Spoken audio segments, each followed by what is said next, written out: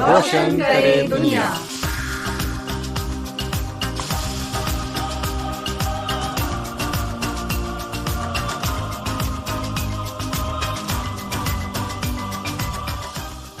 नमस्कार, मैं हूं शाइना एनसी और आप सुन रहे हैं रोशन करे दुनिया।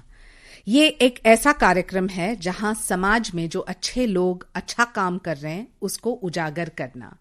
आज हमारे साथ मौजूद है the multi talented Amruta Fadnavis ji, जो कि एक बैंकर है, एक सिंगर है और एक संस्था चलाती है जिसका नाम है दिव्यज फाउंडेशन। स्वागत है आपका।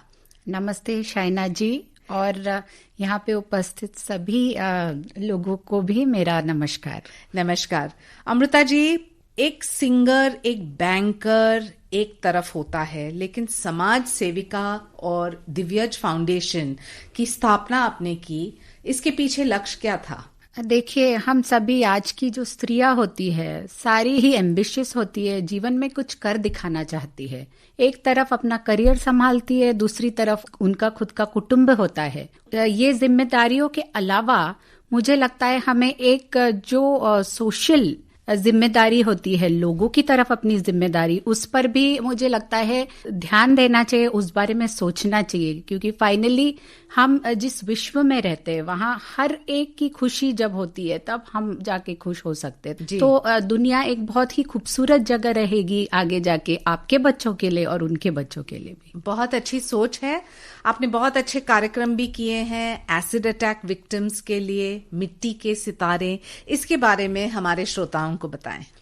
एसिड अटैक विक्टिम्स के बारे में मुझे ये आपको बताने की इच्छा है कि एक बार मैं महाराष्ट्र विमेंस कमीशन की हेड को मिली थी, विजया ताई राहटकर, और तभी एक एसिड अटैक विक्टिम नहीं कहते हम उनको, हम विक्टर कहते हैं, वो वहां आई थी किसी उलझन को लेके। तो मैंने ऐसी उस लेडी से कुछ बातें की और उससे मुझे पता चला कि जो एसिड अटैक विक्टर्स रहते हैं उन्हें आपकी सहानुभूति की जरूरत नहीं होती, उन्हें आपके साथ की जरूरत होती है। उन्हें समाज है इसमें कोई हाथ पकड़ के इक्वालिटी से आगे बढ़ाए, इसकी जरूरत होती है। तो ये बात ध्यान में रखते हुए हमने एक कार्यक्रम उसके आजू बाजू बनाया और उसका नाम था सक्षमा, जिसमें हमने न केवल उनके लिए फाइनेंशियल एड दिया, बल्कि उनको हर तरीके का मेंटल काउंसलिंग, अगर उनको ऑपरेशंस के लिए भी पैसों की जरूरत हो, चाहे रहने के लिए घरों की जरूरत हो, चाहे जॉब्स की जरूरत हो, या चाहे खुद का कुछ छोटा बिजनेस चालू करने की जरूरत है, उस सब की तरफ ध्यान रखते हुए एक कार्यक्रम किया, जिसमें कमिश्नर से लेके बॉलीवुड के सितारों ने उनके साथ वॉक तक की, ये बताने के लिए कि हम सब उनके साथ हैं और उनको सम्मान मिले। आप बहुत अच्छा गाते हैं और हम जानते हैं कि मिट्टी के सितारे यानी कि ये एक पेट प्रोजेक्ट है, क्योंकि आप उभरते हुए टैलेंट को भी एक मौका देना चाहते हैं। क्या इसमें एक संघर्ष रहा है या आप प्रेरणा देना चाहते हैं, या क्या है लक्ष्य इस कार्यक्रम के पीछे? ये कार्यक्रम की जो सोच है ये भी एक छोटे से अनुभव से ही उत्पन्न हुई। बताएं। मैं एक मेरे दोस्त के यहाँ गई थी और वहाँ एक नन्ही सी उनके यहाँ काम करने वाली जो लेडी थी, उसकी बच्ची मेरे पास आई और उसने कहा, अमृता जी आप बहुत अच्छा गाती है। 7-8 साल की बच्ची थी वो। और उसने, मैंने कहा धन्यवाद, थैंक यू, और उसने कहा कि पर मैं भी अच्छा गाती हूँ और मुझे कोई सुनता ही नहीं। मैंने कहा ठीक है, मैं सुनती हूँ, तुमको सुनाओ। और मैं बताती हूँ शाइना जी, इतना सुंदर गाना गाया उसने फॉर हर एज। तो मैंने तभी सोचा कि क्यों ना हम अलग अलग एरियाज के बच्चे जिन्हें ये एक्सपोजर नहीं है, जिनको टैलेंट है मिलता है पर प्लेटफॉर्म नहीं है, ऐसे बच्चों को क्यों ना एकत्रित करें और उनको आगे बढ़ाएं। लेकिन फिलहाल हमारे श्रोताओं को अमृता फडणवीस के गाना को सुनना है।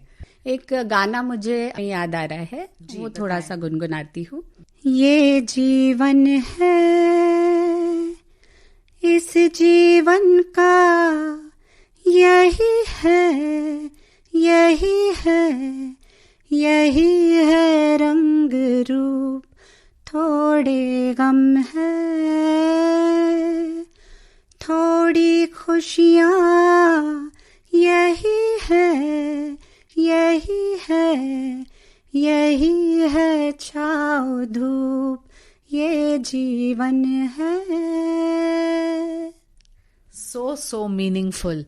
और जो आपने कहा ये जीवन के बारे में, कोविड के बाद जहां एक तरफ स्ट्रेस है, एंजाइटी है, उन लोगों के लिए दिव्यज फाउंडेशन कुछ खास कर रही है। जैसे मैंने आपको बताया कि हमारे कुछ मेंटल काउंसलिंग सेशंस भी चालू है। जैसे आप देखेंगे लोगों को 24 घंटे बिजी होने की आदत है और अचानक वो घर पे अटक गए हैं, कईयों के करियर प्रोस्पेक्ट्स भी खत्म हो गए हैं जी। तो हम उनको टेलीफोनिक मेंटल काउंसलिंग दे रहे हैं जिन्हें भी जरूरत है, और हम ये नेटवर्क अभी बढ़ा रहे हैं ताकि ये हर इंसान तक पहुंचे कि जरूरत पड़ने पे आप फोन उठा के आपकी काउंसलिंग करा ले सकते हैं। अमृता जी, जो दिव्यज फाउंडेशन की बात करें तो कौन से ऐसे प्रोग्राम्स हैं जिससे आपको लगता है कि कोविड के बाद फोकस करने की आवश्यकता है और उसी दिशा में काम कर रही है आपकी संस्था? मैं आपको पहले ये बताना चाहूंगी कि जब से हमारे देश में, विश्व में कोविड आया, तब से दिव्यज फाउंडेशन ने आगे बढ़ के इसकी तरफ काफी काम किए हैं। जब पहली वेव आई थी उस दौरान 5 लाख लोगों को हमने धान्य बांटा, एसेंशियल्स बांटे। अलग अलग एरिया में हमने जहाँ पे जरूरत है वहां पे हम लोगों ने ये एसेंशियल्स और धन धान्य ये सब बांटा। मेडिसिन नहीं था तो हमने मेडिसिन भी बांटे और हॉस्पिटल बिल्स भी पे किए काफी जगह पे। अभी इतने में हमने वैक्सीनेशन कैंप्स भी लिए हैं दिव्यज ने, और उसके अलावा हमने blood donation camp, plasma donation camps भी लिए हैं।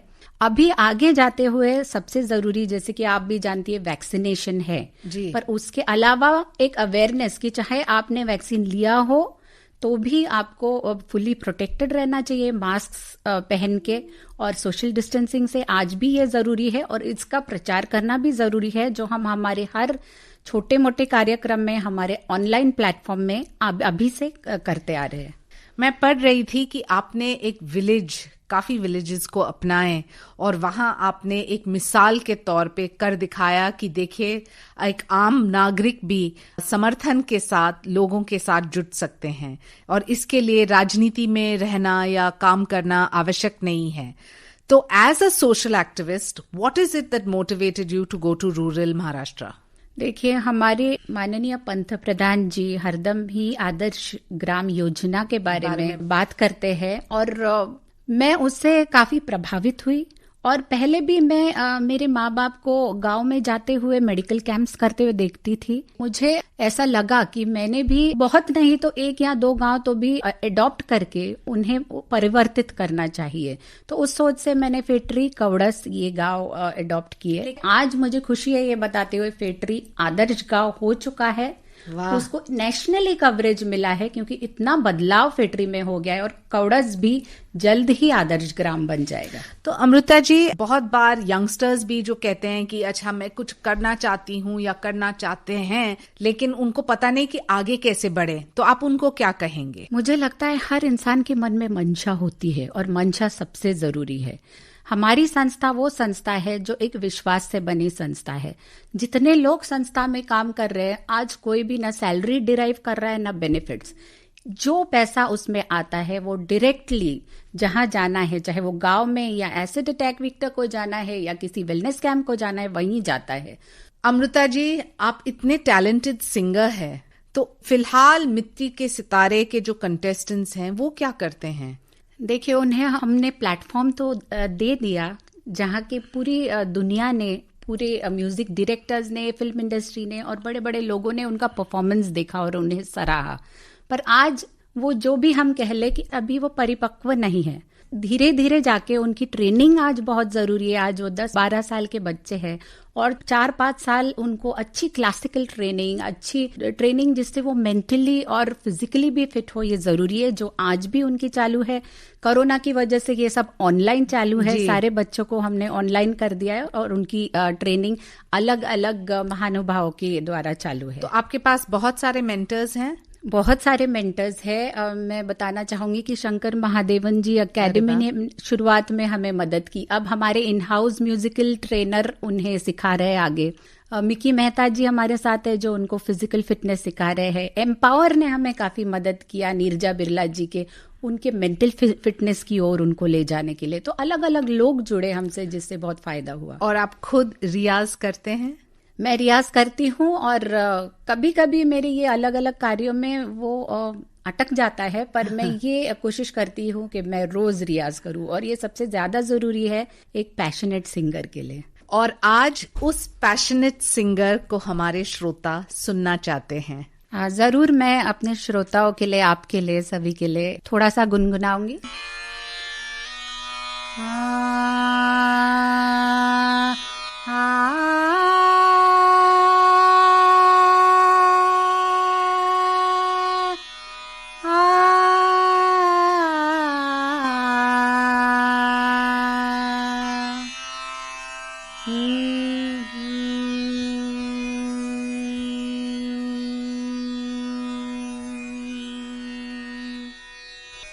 आज जाने की जिद ना करो,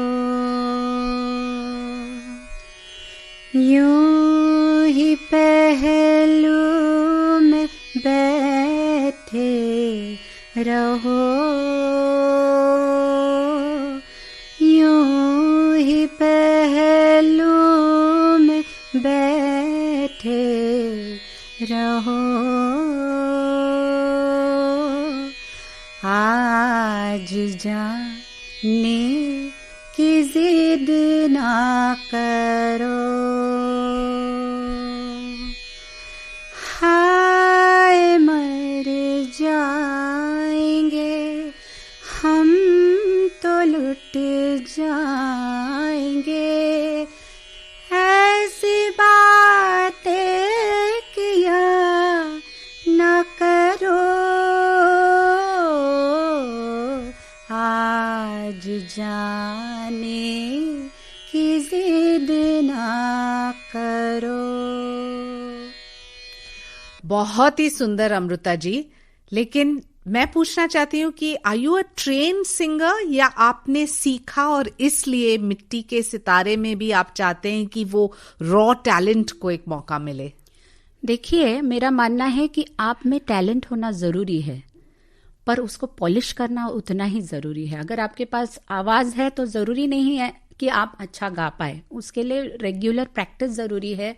और ये मिट्टी के सितारे वो सितारे हैं, वो अनपॉलिश डायमंड्स है। वो डायमंड जरूर है, पर अनलेस उन पे वो पॉलिश आएगी वो चमक नहीं पाएंगे।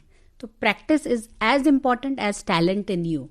अंत में अमृता फडणवीस जी का जो मैसेज है समाज के लिए और उन लोगों के लिए जो इस कार्यक्रम को सुन रहे हैं, मैं आप सभी लोगों को एक ही संदेश देना चाहती हूँ, और उसके कुछ शब्द ऐसे हैं कि लहरों से डरकर नौका पार नहीं होती, कोशिश करने वालों की हार नहीं होती। आज हम कोविड से बाहर निकले हैं, निकल रहे हैं, चाहे थर्ड वेव आए ना आए, पर हमें कोशिश करनी है कि हम इससे बाहर निकले, और इस तरीके से निकले कि सारी दुनिया के लिए एक मिसाल रहे कि ऐसे भी संकटों से हम भारतवर्ष के लोग कैसे बाहर निकलते हैं और कैसे जीत हासिल करते हैं। अगर आप किसी भी तरीके से हमारे सामाजिक कार्य से दिव्यज फाउंडेशन से जुड़ने के लिए उत्सुक है तो आप लिखिए admin@divyajfoundation.org पे, और हम आपको उस पे रिप्लाई करेंगे। धन्यवाद। तो ये थी अमृता फडणवीस जी दिव्यज फाउंडेशन की। अगले हफ्ते एक और एनजीओ, एक और लक्ष्य, एक और मकसद। आप सुनते रहिए रोशन करे दुनिया, मेरे साथ विविध भारती पे। नमस्कार।